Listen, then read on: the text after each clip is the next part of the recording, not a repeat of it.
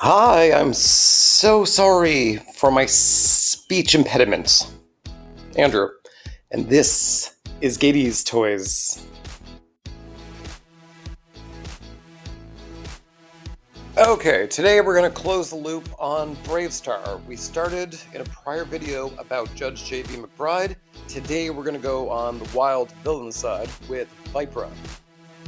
For those somehow not in the know, BraveStarr was a 1987 to 1988 animated cartoon by Filmation, who was probably best known for He-Man, She-Ra, and the non-real Ghostbusters. It was really celebrated for having an indigenous lead who had sort of superpowers based off of animal totems he would call upon to grant him, strength of the bear, etc. He was also well known for having a fantastic villain that was indeed created for Ghostbusters, but was held back for something special, this time BraveStarr. Filmation really poured their heart and soul into this. You could tell the care, you could tell they had a lot better animation based off their usual track record of reusing stock footage. They also had several, wildly, incredible voice talents. They really did put their all into it, which made its failure all the more heartbreaking. Most people attribute this failure to the toys. The toys were also a huge failure.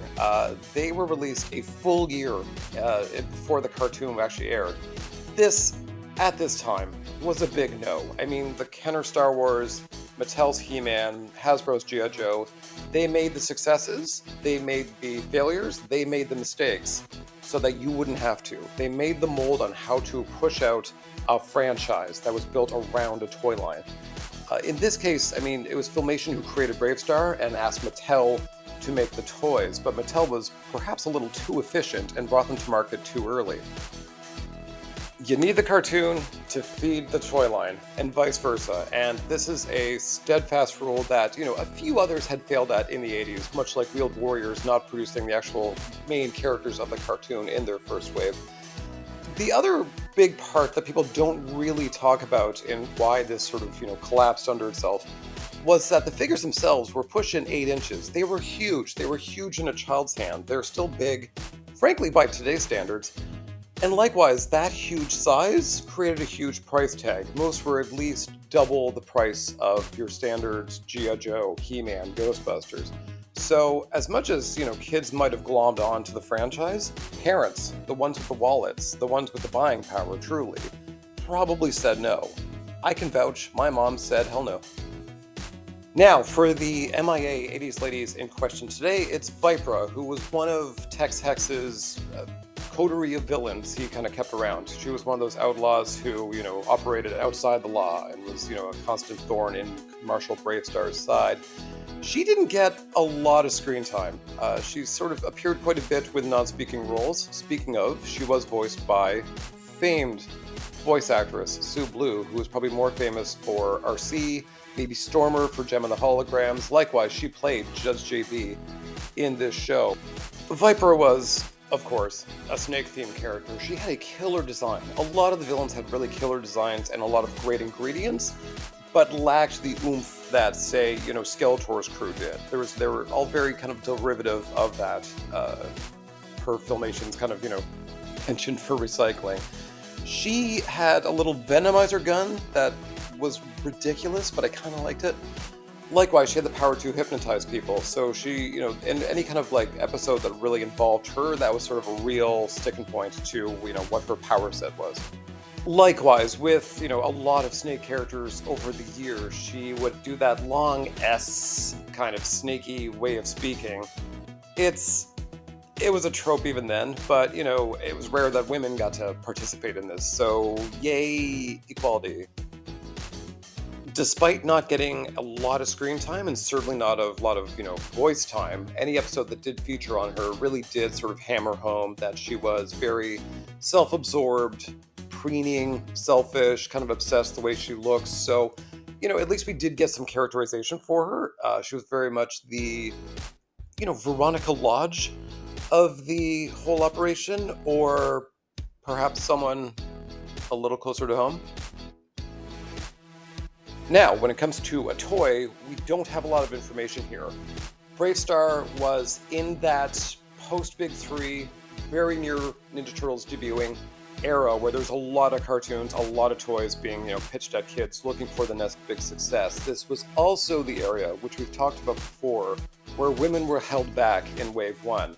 The toy companies wanted to ensure that Wave 1 was success, and then the women were allowed to proceed in Wave 2. And we saw many countless of them, in Toy Fair catalogs, ready, prototyped, in the wings for Wave 2.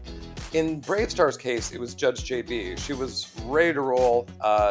We've talked about it. The figure looks okay, very much in brand with, the style of the toy. But for Vipra specifically, we have no information. I've scoured the interwebs. I don't even see interviews where, the producers of the toys even talked about her. It's sort of assumed, had the toy line really exploded and, been a success, that she would have been in Wave 3, 4, somewhere. I mean, there was a lot of villains to make. And she would have been a very interesting one to actually really pop on the toy shelves. But as it stands, we didn't get one then. How about now?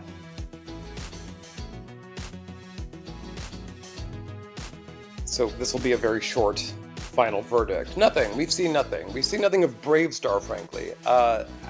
Mattel, maybe the owner, it's hard to say. Filmation really was the pusher of this, and Filmation, of course, had dissolved not long after BraveStarr failed.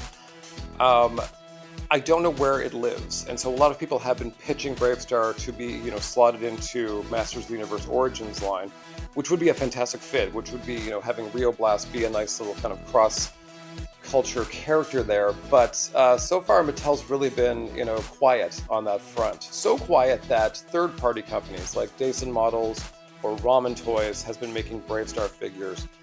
Dyson, I don't know how far they're going to go. Ramen might go a little further than Mattel had. However, Vipra is such, frankly, an obscure character. I don't think anyone's really in a hurry to get here compared to, say, Judge JB.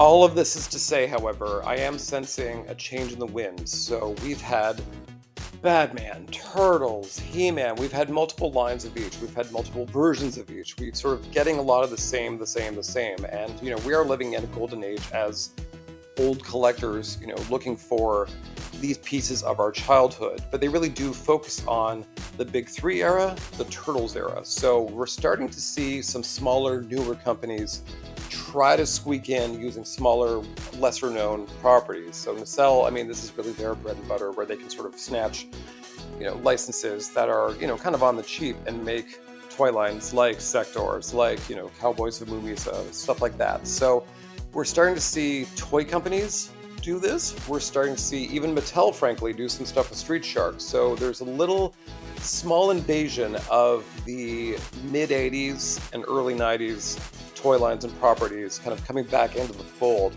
And among all of them, BraveStarr is huge. I mean, despite the fact that I might be a little disparaging in the failure department, I mean, it is beloved, and deservedly so. So I wouldn't be surprised if not, these third parties keep on trucking, but I think Mattel actually might start to at least consider getting in the game. On the flip side, Hasbro has been, releasing properties that they've been sitting on to these smaller companies. We're seeing Cops getting made. We're seeing, these Power Rangers getting leased out to Playmates of all people. So, time of recording, nothing to report here. Nothing to see here. But I'm starting to see a little glimmer of hope for anyone who is a fan of, the lesser properties. And that's it today for Vipra. That's it for BraveStarr. I mean, there were a few other women in the cartoon, but I don't think really worth getting into, especially for figure form. So with that, thank you for watching. Thank you for liking, subscribing. Thank you for your comments. I read and respond to all of them. And I will see you next time on MIA 80s Ladies.